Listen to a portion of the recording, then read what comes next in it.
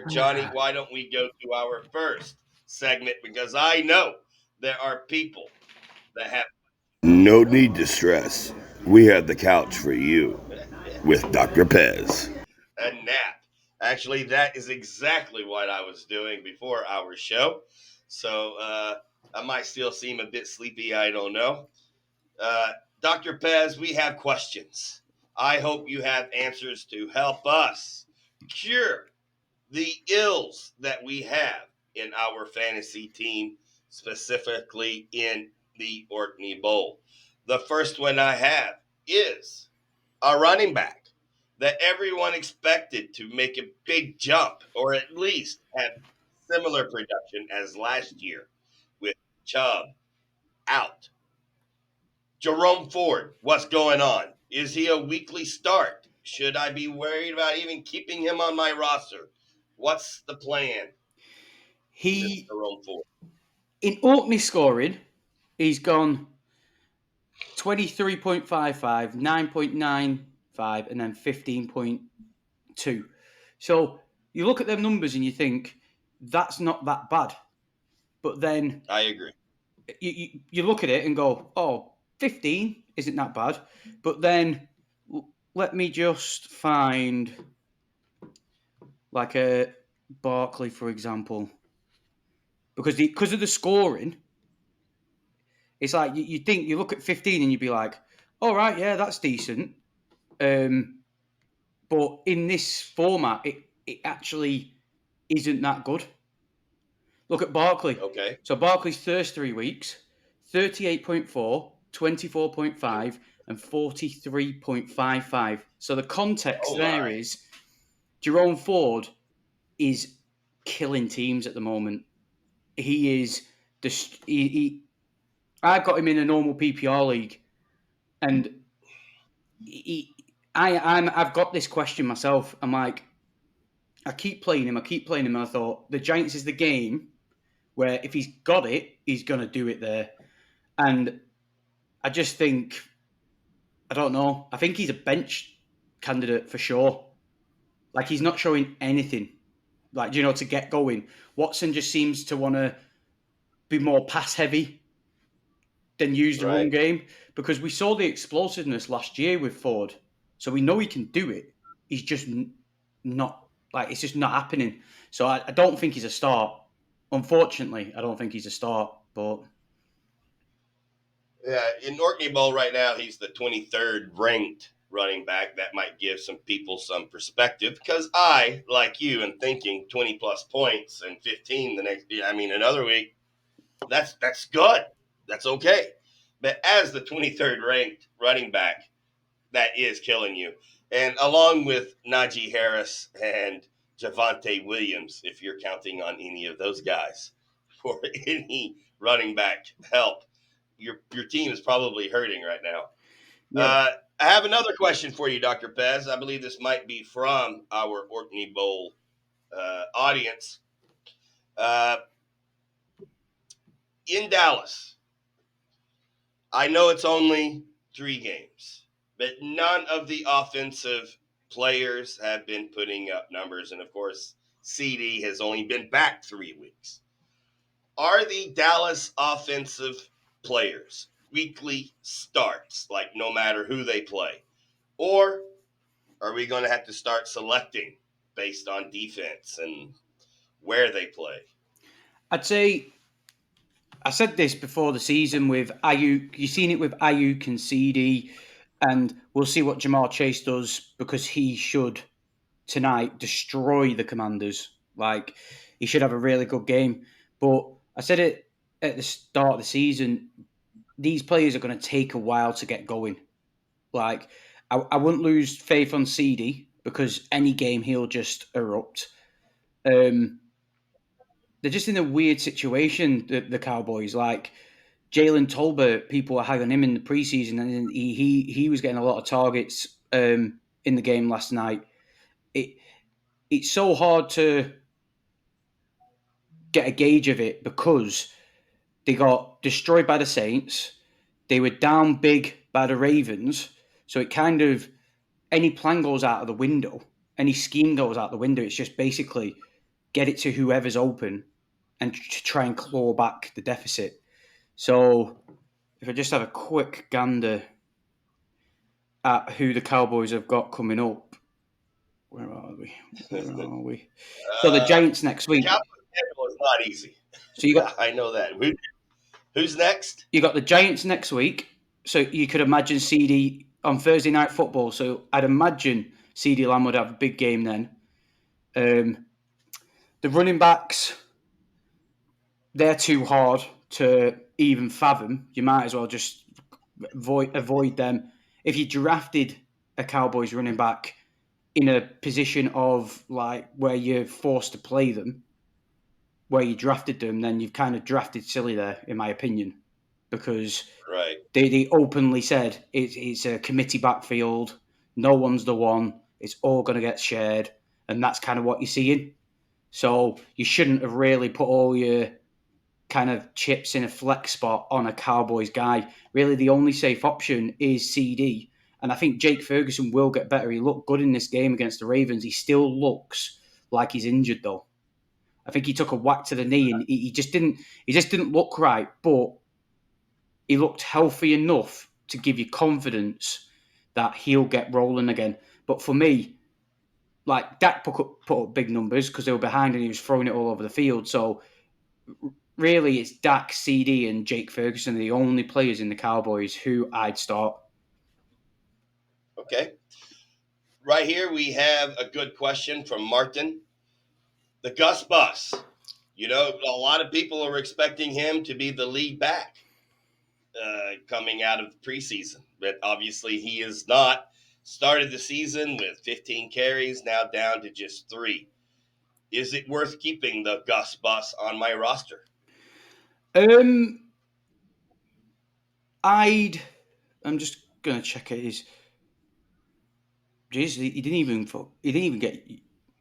That's not right because it says his snap percentage was 0, but he had 3 attempts. I just think I'd keep him on your bench just in case, because obviously the injury history with J.K. Dobbins, he's looking very strong. He started the season off really well. Right. But he's had 2 massive injuries. And as the season goes on, if you've got a spare bench spot, he's always worth leaving there. And also, the game script against the Steelers was so skew with that I think it kind of threw off how they usually like to use both running backs, because the Steelers have got a really good defense against the run game. I just think, and then Herbert goes out, I just think they weighed more heavily on JK than Gus. So if you've got the availability on your bench to leave him there, I'd still leave him there for a couple of games.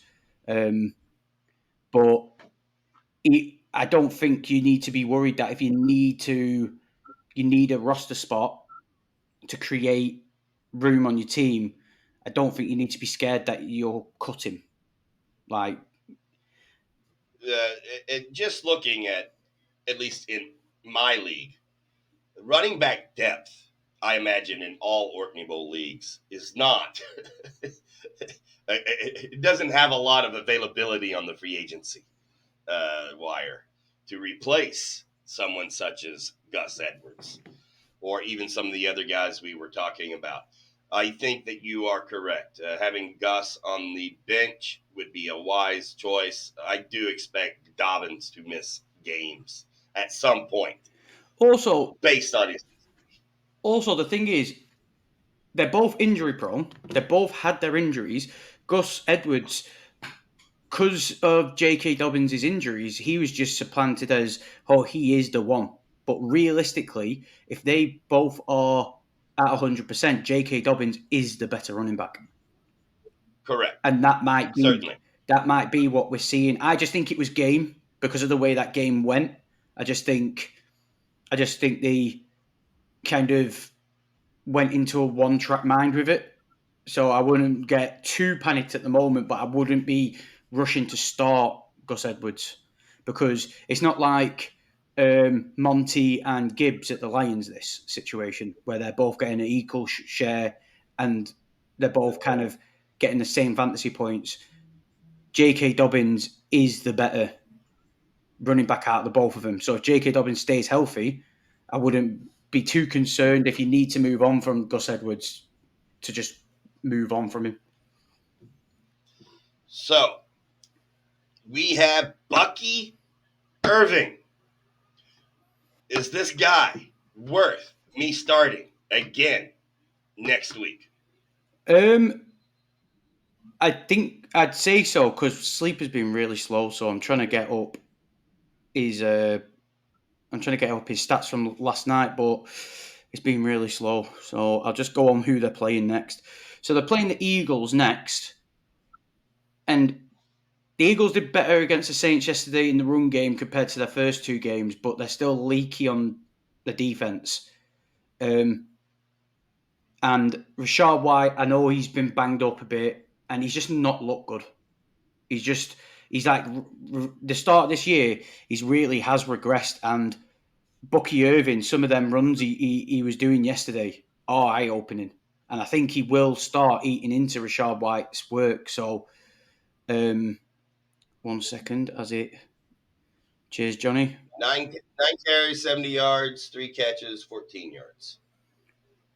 Right, let's have a look at White now. Depending on first downs, that's going to be 70, 84. So it's going to be about 12 points and no TDs. So yeah, so he was 10 to 12 points. he was on first used downs. he was used more as the running back, and Rashad White looked like he was more of the pass catching.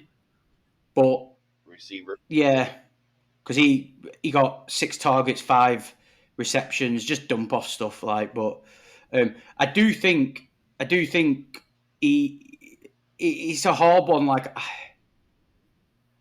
I wouldn't be forcing him into my lineup.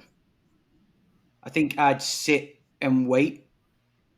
I think, me personally, I'd sit and wait because you just don't want to get burnt. Like, I'd see what he does against the Eagles, and then maybe against the Falcons. If you're seeing the same workload or a bigger uptick in his workload, then against the Falcons maybe. Because like Johnny said there, there's so many factors into it really. Because Rashad White was banged up through the week. They went down like big really early, and it almost might be a preservation thing. It might be right. We're not going to use Rashad because he's a bit banged up, so we'll see what Bucky Irving can do. But he's definitely a stash. He's definitely keep on your bench situation. I just don't know whether he's a start. I agree. And the one thing that I keep thinking about, the season is 3 weeks old. I don't think that we can for certain see any trends being made at this point. Could be going in a direction, but we can know one thing for certain: injuries happen every year, and this year has been a lot of injuries to big name stars that has been missing time. So all these running backs, 100% keep on your bench. You never know when you're going to use them or need them. I agree. Yeah. So next, Dr. Pez, I have some questions about some rookies. So if we can get to our rookie watch, and let's start again with Rome Odunze. 2 weeks in a row, he's looked solid. 112 yards, a touchdown. Is he wide receiver 2 territory? In this game, you saw what he can truly do when Caleb Williams actually throws a catchable ball in his direction, doesn't overthrow him by 5 yards like he's been doing the start of the season. Right. Really impressive, like that contested catch with a guy draped all over him, and he just makes it look easy.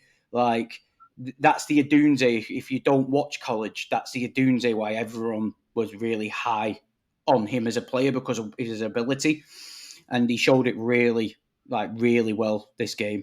I don't think DJ Moore looks set to be the one, but as long as Keenan Allen stays out, Odunze looks like he's the 2 in that team, and he can keep on knocking up these numbers. But I don't personally at this moment in time trust Caleb Williams to keep him consistent.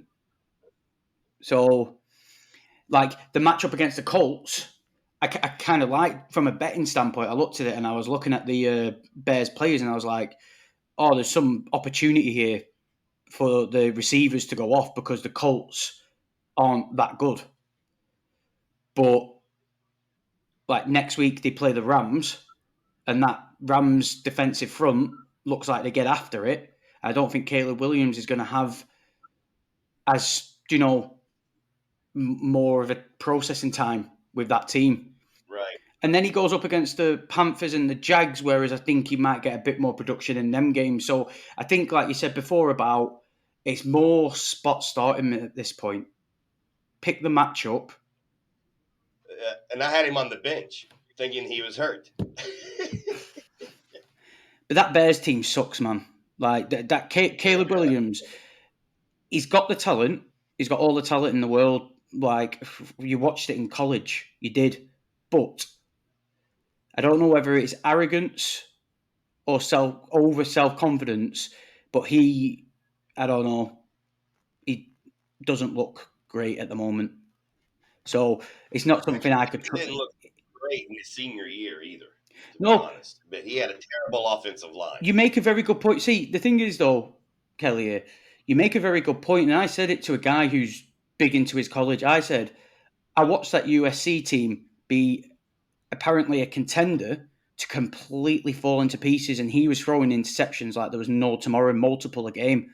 Mm-hmm. And all anyone said was, "Oh, it's just an offensive line." I'm like, that you're only saying that because of who it is. That's right. Like, it's that consistency bias, isn't it? Of, because he's a big name and he's meant to be the next Patrick Mahomes. It's not his fault. It's the offensive line's fault. But sometimes it's like, is it not his fault? And it is the Bears. I mean, name a Chicago Bear quarterback in their entire history that you would take and put in your starting lineup. They've never had one. See, Never. now, And so, it just doesn't give you good feelings. The thing for me is why, like with Roma Dunze and them weapons on that Bears team, where I won't get too carried away with the big points is because I don't like Matt Eberflus. I don't like. I know the Shane Waldron experience. Like, it's not, in my opinion, it's not a good coaching combination. It really isn't. Matt Eberflus is a head coach who seems to be, I want you to run this, instead of going, I'm going to create something that suits you. If you know what I mean. Look at Jaden Daniels. Jaden Daniels, out of all the rookies, the most consistent. Because they've put a system in place. Remember back in the day where it used to be a rookie used to come in and they used to talk about condensing the playbook, not having the full playbook to their disposal. But as it's gone on, it's like teams are just like, oh no, here's the whole playbook, go and make it work. You know what I mean? Like, Bryce Young probably needed a condensed playbook. Caleb Williams looks like he needs a condensed playbook. Look at Jaden Daniels. His stats in that might not be jumping off the chart, but he's not making these mistakes. And as the weeks go on and he develops and gets comfortable, and then they give him three more plays, by the end of the year, Jaden Daniels is going to be probably unstoppable once he's got it all locked in. You know what I mean? Whereas a Caleb Williams is probably going to struggle his whole first year because it looks like they're like, oh, because of your talent, you can get it all done. And I just think, I don't know. I've not targeted any Bears players in any of my fantasy just because I just don't like the whole situation. Yeah. Well, I didn't want Odunze necessarily in OrkneyBowl, but he was the best available. And actually, to be fair, he hasn't put up terrible numbers so far. I should have played him this week. We do see Malik Neighbors' numbers. I'm sure Johnny is happy. Harrison, that's a solid performance. Bo Nix looked much better this week. I would like to bring up one more rookie that I think is starting to get some notice is Braylon Allen, which we had spotlighted in one of our previous shows. He's starting to show some life there.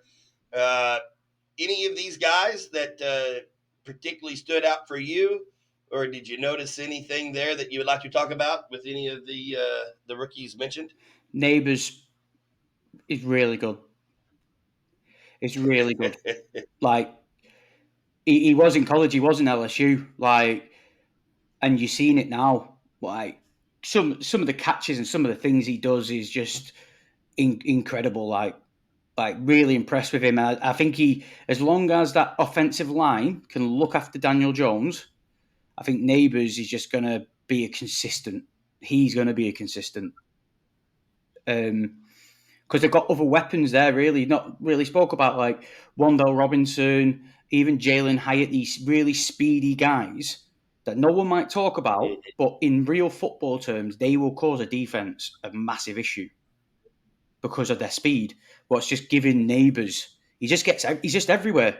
He's just all over the field, short, intermediate, deep. He's just there always. He has had some drops and he has had some catchable like balls where he's just let go through his hands, but that shit kind of happens. But what is it, back to back weeks now of 30 odd points? Did he get 40 last week or something in Orkney scoring? Like, yeah, he's really Yeah, impressed similar me. point. Imagine if the Giants had a dynamic running back to put there on that offense and how good they could actually be this. Wow, if they only had someone like that on their roster. Yep. Maybe next year. Maybe next year. Maybe next year. You all right in you mentioning Breland Allen? Raylan Allen. I Yep. think, bloody, what is it? Back to back games where Brees Hall's fumbled. He gets a game where it's close and he fumbles and loses them the game. Breland Allen's been getting in, and you might see him get even more work. He's only 20. Like, yeah, he is impressive. It's a good little running back combination they've got there. Yeah, I think that, as you said, Brees Hall has some fumbling issues, and maybe this year is not the year for Allen, but I could see him being a running back one type back in the future. He's only 20 years old, and he's built like a rock. Yeah. I mean, yeah, Well, we and spoke about him in he's the off got some season, didn't moves. we? He's looking good. We spoke about him in the off season, didn't we? How I think He did. Johnny wanted to talk about him because he was highest on him, Yeah. and he's starting to show it now. It is interesting. I do think like halfway through the year, you'll start seeing maybe like a Neighbours and Harrison. They'll start coming out of the pack. Like, I think so. I feel that with Brian Thomas Jr. and Keon Coleman halfway through the year. I think they'll then second half they'll just light it up, get that like first half of the rookie year out of the way, like a lot of wide receivers do. So I'm just unsure about that Bears. Like I won't be confident in going, oh, I'm starting Roma Dunze to try and get you And 27 it and a is half points. difficult for rookie wide receivers to not jump out of the gate as all stars. So, these guys are making great starts, but I could expect, them to fall back to the pack as far as maybe a top 30 running back in the Orkney Bowl, but not yet the dominant top 5, top 10 guy. But certainly worth starting every week, I think. I think Odunze is okay to start for your flex position because what is that going to be? Wide receiver 4 or running back 3 in that flex position? I think it's okay. Or tight end 2. So, yeah, any of these guys. Bo Nix as a quarterback replacement, I don't know if I'd trust him for that quite yet in the Orkney Bowl since it's only one quarterback league. But yeah, I'm excited about these a lot of these rookies, and I do hope Williams turns it around.